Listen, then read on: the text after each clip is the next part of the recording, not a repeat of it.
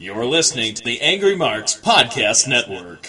Good afternoon, good morning, and good evening. My name is Arya Whitner, and this is your NXT audio update for Wednesday, October 19th, 2016. Before beginning, I want to make note that today is my 6-year anniversary of reviewing NXT, first for F4WOnline.com, and then here on AngryMarks.com. With very few exceptions, I reviewed every single episode since October 19, 2010, which is more than 300 episodes. Needless to say, this show has evolved since the days of almost literally no one else watching it.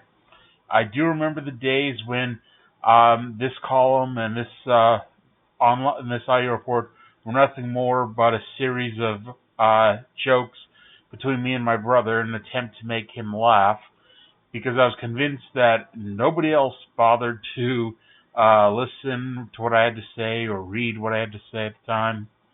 But I want to thank everyone who did read what I wrote. I want to thank everyone who did listen to what I say, and doing it for the last 312 weeks. And let's raise one to the next 312 weeks, shall we?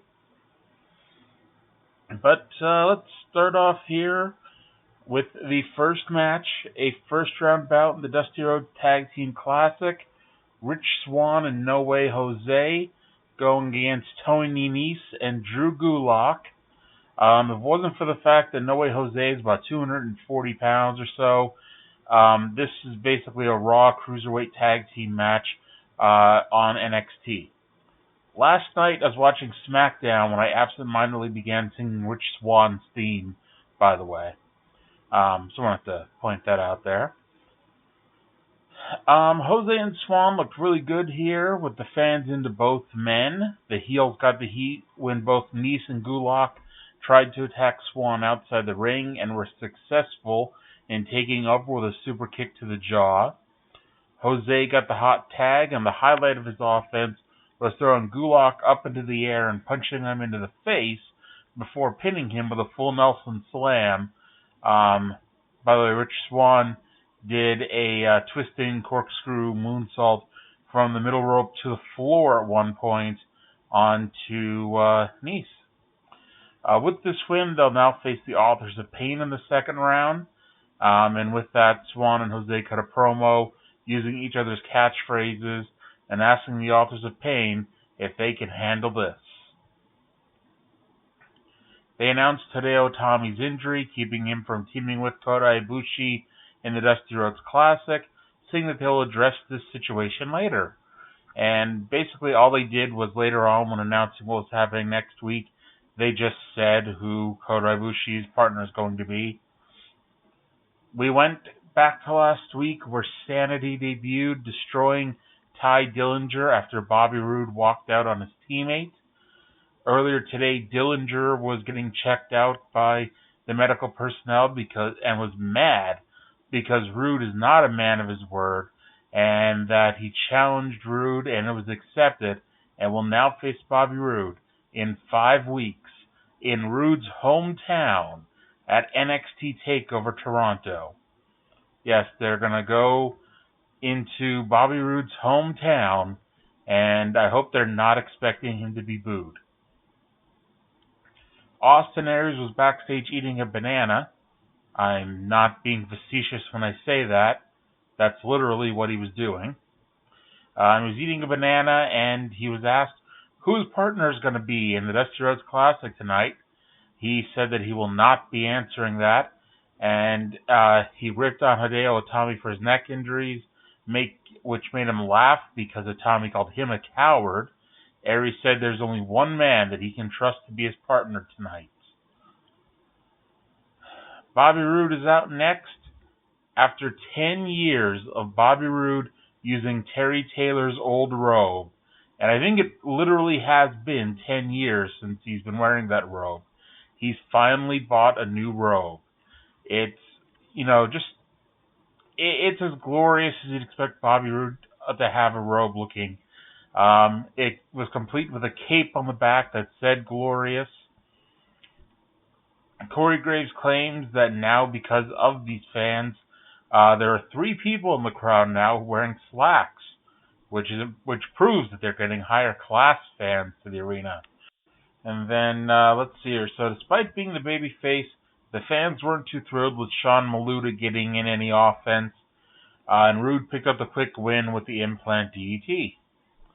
Roode cut a promo afterwards saying that in 5 weeks he will take over Toronto when he beats the whining, complaining Ty Dillinger.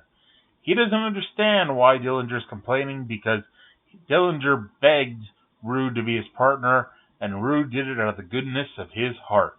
Roode tried to bring Dillinger up to his level, but Ty wasn't ready yet to reach that level.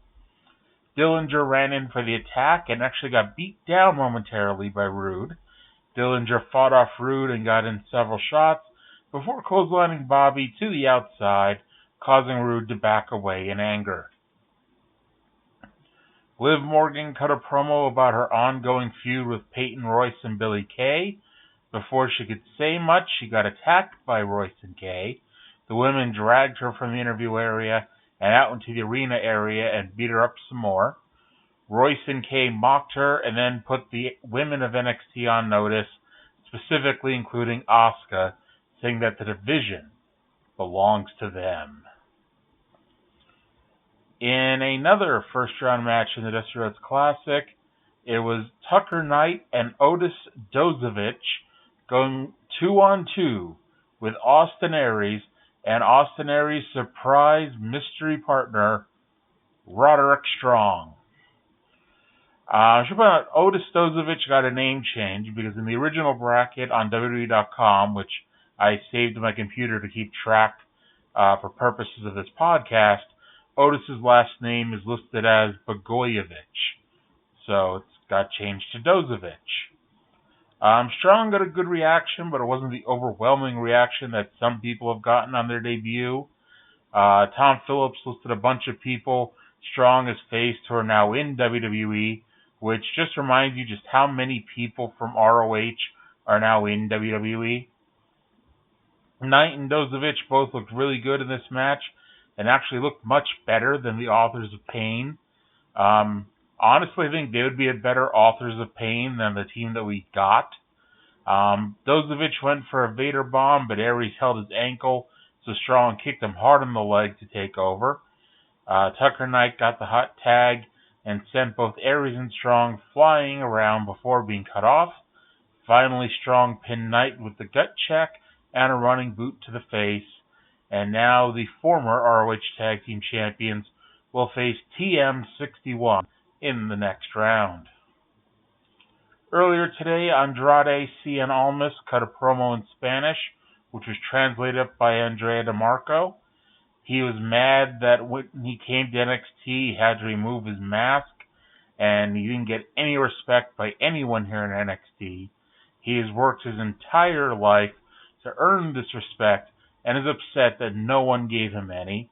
He said he no longer cares about respect, he only cares about Andrade Cien Almas. That led us to the main event wrestling match of the night.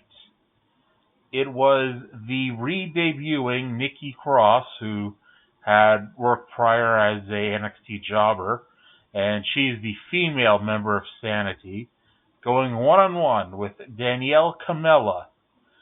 And Nikki Cross brought all of Sanity out with her, and Camella at first didn't fare any better than Dillinger did last week. Cross bit herself and clawed her face before pinning Camella quickly with a Fisherman Buster.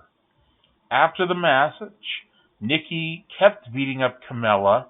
Eric Young pulled her off, so Nikki punched him in the face and continued to attack Camella. Sawyer Fulton dragged her off, and the referee announced that it was a reverse decision, awarding the victory via disqualification to Danielle Camella. She laughed about it, but Eric Young looked like he was about to go after the referee. Next week, in the Dusty Rhodes Classic, Johnny Gargano and Tommaso Ciampa versus Ho-Ho Lun and Bin Wang, and Kota Ibushi and the WWE Cruiserweight Champion TJ Perkins take on Lince Dorado and Mustafa Ali. The official end of NXT was the return of the NXT champion himself, Shinsuke Nakamura. Nakamura said he is not done with Samoa Joe. He dared Joe to come to NXT TakeOver Toronto and try to take his title. And he also dared Joe to use his cheap, dirty tricks, and he will still beat him, showing no mercy. Out came Patrick Clark, of all people. Everyone, including Nakamura, literally rolled their eyes at this. Clark said that TakeOver was the first Joe Nakamura match, which everyone was just looking at him weirdly when he said that. He then caught his own mistake and said that we had already seen that match, and so instead, tonight, we should have Nakamura versus Clark. Clark got into the ring, and Nakamura knocked him out in 2 kicks. Samoa Joe tried to sneak out behind him, but when Nakamura caught him, Joe just smiled and walked away. Clark got to his knees, and Nakamura laid him out with a Kinshasa, and that was that for the show. It was a good show, no doubt. So go check that out. I want to thank you all for listening, and I'll talk to you again in 7 days. You're listening to the Angry Marks Podcast Network.